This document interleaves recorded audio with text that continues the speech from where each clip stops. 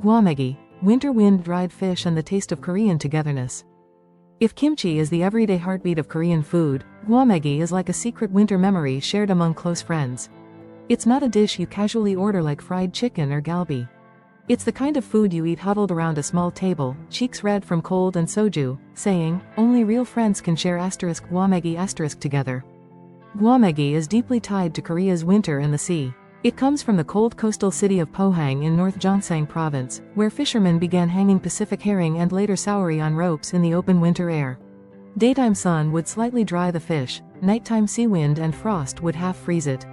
This repeated freezing and thawing concentrated the flavor and created that chewy, almost sashimi meets jerky texture. Originally, it was a way to preserve food for the long, harsh winter, before refrigerators, before delivery apps, before K-drama food scenes. For coastal families, this wasn't a rare delicacy. It was winter fish, a practical, everyday survival food that slowly turned into a seasonal treasure. As Korea modernized, gwamegi changed too. What used to hang in long rows along the seaside now appears in vacuum packs at department stores and is shipped overnight across the country. You'll see YouTubers doing Korean raw fish challenge videos, unwrapping gwamegi, dipping it in samjang, and wrapping it with jjim, roasted seaweed and garlic chives. Some hip bars in Seoul serve gwamegi like tapas, small plates paired with craft makgeolli or even wine, just like how galbi evolved from a home charcoal grill dish to a global K-barbecue star. But even with this modern makeover, people still say, the real taste is by the winter sea, with the wind in your face. Socially, gwamegi is a close-distance food. You don't usually eat it on a first date or a formal business dinner. The strong aroma and intense flavor demand honesty and comfort.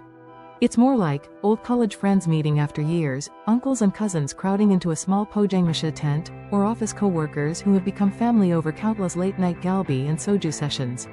In many families from the East Coast, winter means one thing: a big tray of gwamegi in the middle, everyone making their own wraps with radish, onions, perilla leaves, and chilies, talking about the past year and the year to come. That's an unspoken Korean code. Foods like gwamegi are for people you don't have to pretend in front of. From a global perspective, gwamegi is one of those dishes that truly surprises foreigners. It doesn't appear as often in K-dramas as galbi or tteokbokki, so when foreign fans visit Korea and locals say, you want the *real Korean food?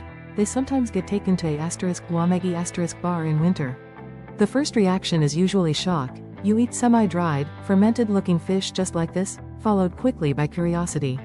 Many end up loving the ritual, making the perfect bite-sized wrap, the contrast between the ocean salty fish and the fresh crunch of vegetables, the warmth of soju cutting through the cold air.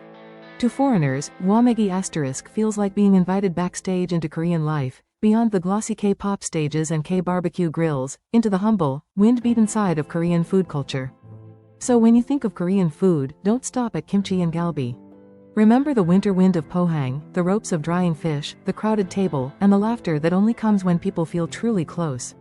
*gwamegi* is not just food, it's a season, a place, and a relationship test, all in one bite.